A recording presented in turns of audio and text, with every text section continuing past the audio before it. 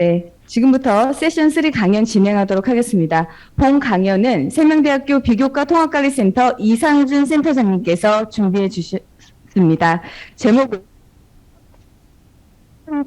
구축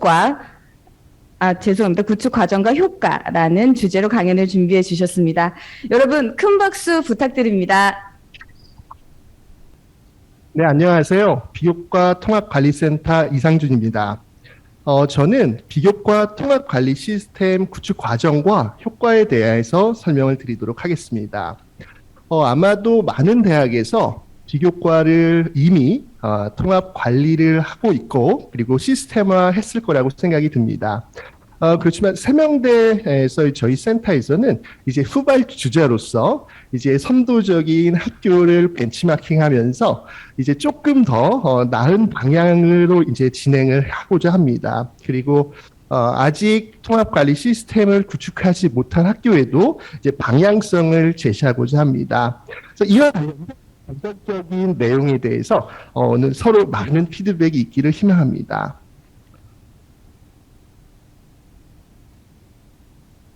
제가 가장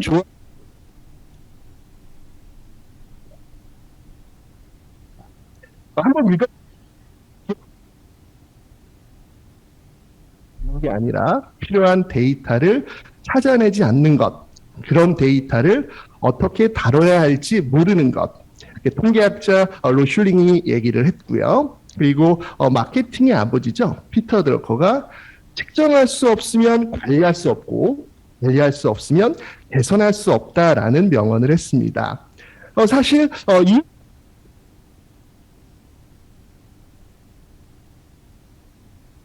들었어요. 비교과 통합 관리하는 것에 대해서 많은 대학에서 이와 같은 얘기를 할 것 같습니다. 주체별로 이제 학생의 수요자 만족도, 뭐 학부모의 수요자 만족도, 기업의 수요자 만족도 이런 것들은 관리가 되고 있지만 비교과는 주체와 활동이 다양해서 산발적으로 이루어지기 때문에 체계적인 관리가 어렵다. 그리고 비교과는 눈에 보이는 수치로 환산되기가 힘들어서 만족도 등 교육 성과를 측정하기 어렵다.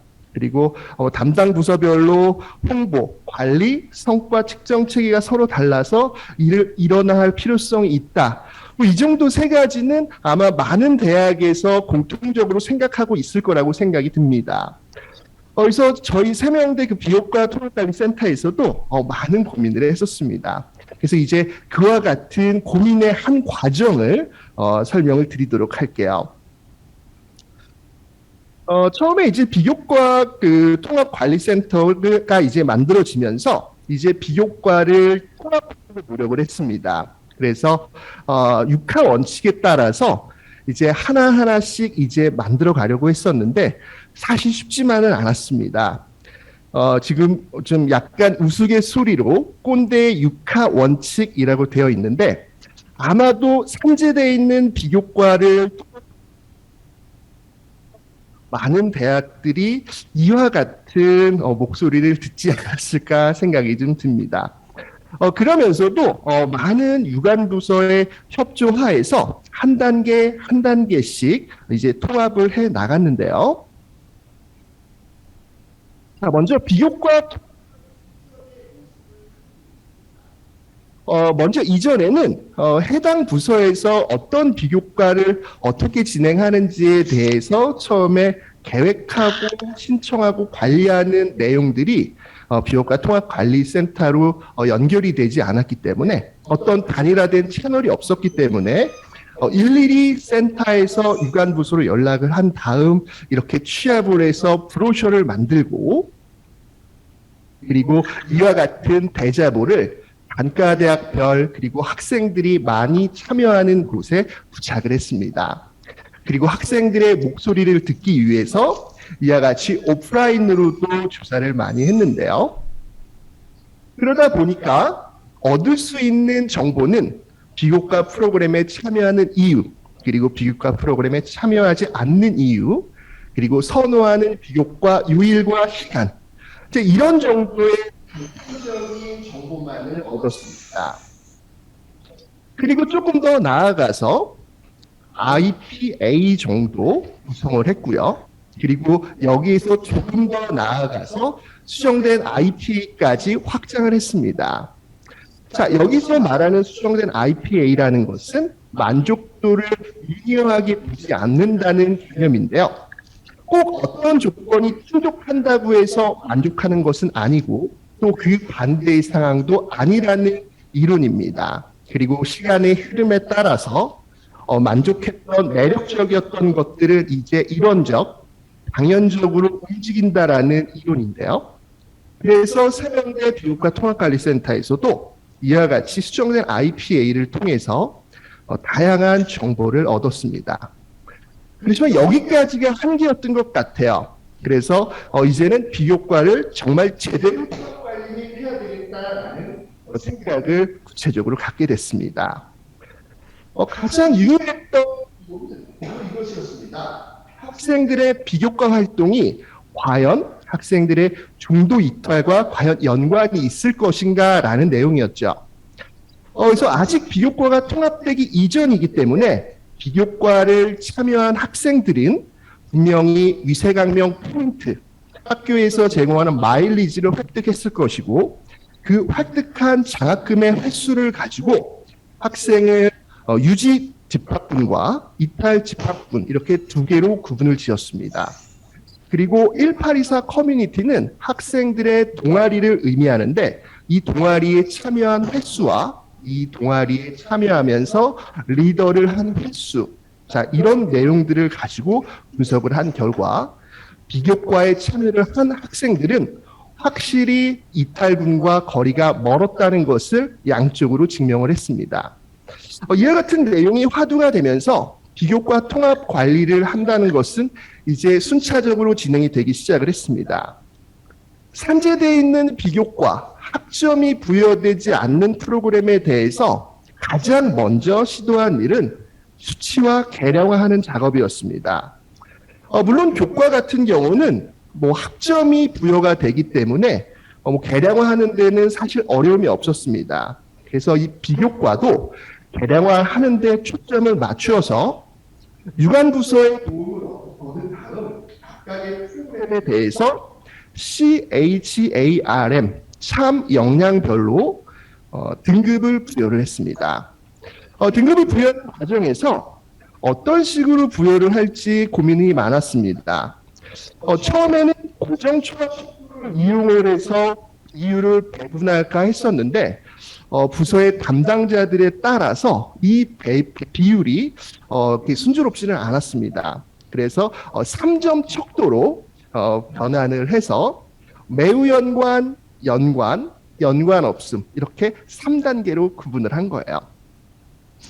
그런 다음 전공, 교양, 비교과 대학에 있는 모든 교육과정을 3등분한 다음 비교과에 대해서도 관련된 모델에 따라서 지수를 계산하고 그 계산된 지수를 표준화한 다음 T점수를 하고 그리고 학생들에게 공개를 하기 시작을 했습니다.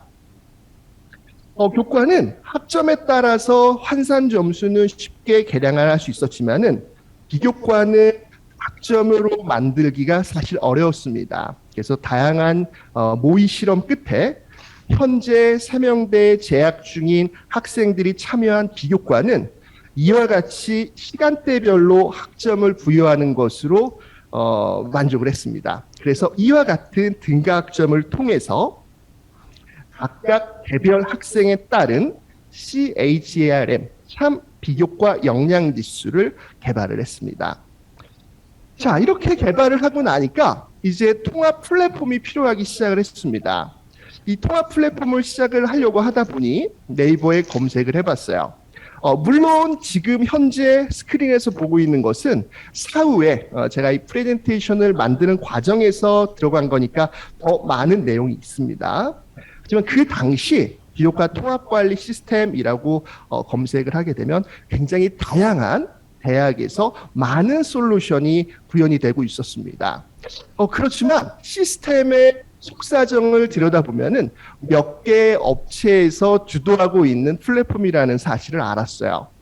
근데 우리 세명대에서는 이와 같은 시스템을 구입하는 거에 비해서 현재 교수와 직원, 학생들이 모두 사용을 하는 그 차세대 정보화 시스템에 비교과 메뉴를 추가해서 정량적인 지표로 관리하는 것에 몰입을 했습니다. 그래서 지금 보고 있는 시스템의 화면이 바로 비교과 통합 관리의 가장 시작점이자 기초가 되는 내용입니다. 각각 모든 유관 부서들은 비교과를 처음에 포털상에 입력을 하는 순간부터 이제 학생들에게 보여지고 신청하게 되고 관리하게 되고 그 이후의 프로세스가 진행이 되는 겁니다. 자, 그럼 이제 그 프로세스에 대해서 또 한번 보도록 할게요. 비교과 통합 관리를 진행을 하게 되면서 규정을 만들게 됐습니다. 그리고 모든 유관 부서에서 차세대 포털에 입력을 하는 순간 학생들은 차세대 포털을 이용을 해서 내가 원하는 비교과를 검색을 하고 조회를 할 수 있습니다. 그리고 신청할 수 있습니다. 그리고 그 각각 비교과에 대한 내용은 유관 부서에서 업로드한 내용으로 이렇게 확인이 가능합니다. 그리고 내가 들었던 비교과는 나에게 역량별로 어떻게 도움이 되었는지, 그리고 내가 들었던 비교과와 연관된 비교과는 무엇인지 비교과 통합관리센터에서 제안하는 추천 프로그램까지 연동이 됩니다. 이런 식으로 진행이 되다 보면은 각각의 개별 학생들은 나의 수준도 알게 되는 것이고 나와 비슷한 적성, 나와 비슷한 어떤 희망을 가진 학생들에 대한 비교과 프로그램을 매칭시킬 수 있는 장점이 있게 됩니다. 그리고 이와 관련된 모든 내용들은 모바일에서도 가능합니다.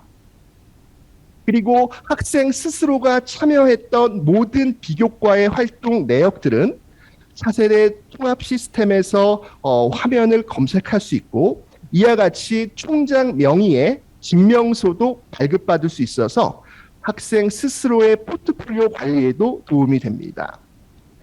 그리고 운영부서, 이제 직원들의 관점에서도 각각의 비교과 프로그램이 끝난 이후에는 CQI 보고서를 작성을 하게 되고 또 우수 비교과 프로그램에 대해서는 대표 비교과 프로그램 시상식을 통해서 총장님 명의의 시상을 받게 되는 영광을 누리게 됩니다. 그리고 이제 센터의 관점에서도 정리를 해볼게요. 데이터가 모이다 보니까 이제 비교과 데이터 마트를 통해서 보다 나은 분석을 진행을 하게 되었고 또 전공 교양 비교과의 모든 교육과정 내용을 역량별로 비교를 할 수 있게 되었습니다. 그리고 비교과의 추천 알고리즘을 개발을 하면서 학생들이 비교과에 어떤 연관이 있는지 그리고 연관뿐만 아니고 순차 규칙을 통해서 어떤 비교과를 먼저 듣고 학년이 지나면서 어떤 비교과에 참여하게 되는지까지도 알게 되었습니다. 그리고 이와 같은 모든 내용들은 학생들에게 추천 비교과 프로그램 알고리즘이라는 이름으로 학생들에게 소개가 되게 됩니다. 그리고 이와 같은 모든 내용들은 교과와 비교과가 연계가 돼서 학생들의 포트폴리오 관리에 더 나은 방향성을 제공하게 되었습니다. 그리고 가장 최근부터 비교과 통합관리센터에서는 모든 비교과에 대한 성과 분석을 시작했습니다. 바로 DID 분석 기법으로 이용을 하는 건데요. 이제 모든 비교과에 대해서 만족도로만 성과를 관리한다는 것은 이제 좀 탈피해야 될 거라고 생각이 듭니다. 그래서 참여한 집단과 참여하지 않은 집단에 대한 차이, 이 부분을 2번 차이를 검증을 해서 이중 차이 분석을 진행을 해서 정말 효과성이 있는지 정말 효과성이 미비한지 이와 같은 질적인 관리까지 이제 보도록 합니다. 그리고 이와 관련된 모든 이제 내용들은 그 참 핵심 역량이 제대로 적용이 되었는지를 보고 판단을 해야 되기 때문에 교수자에 따른 교과 그리고 비교과 운영부에 따른 비교과 이제 모든 내용들에 대해서 역량 매핑이 선행돼야 되고 이 부분은 저희가 꾸준히 관리를 하고 있습니다. 자, 저는 이제 정량적인 비효과 통합 관리에 대한 내용을 했고, 이제 제 다음에 발표하실 교수님께서 이제 질적인 내용에 대해서 보강 설명드리도록 하겠습니다. 자, 이상 마치도록 하겠습니다. 감사합니다.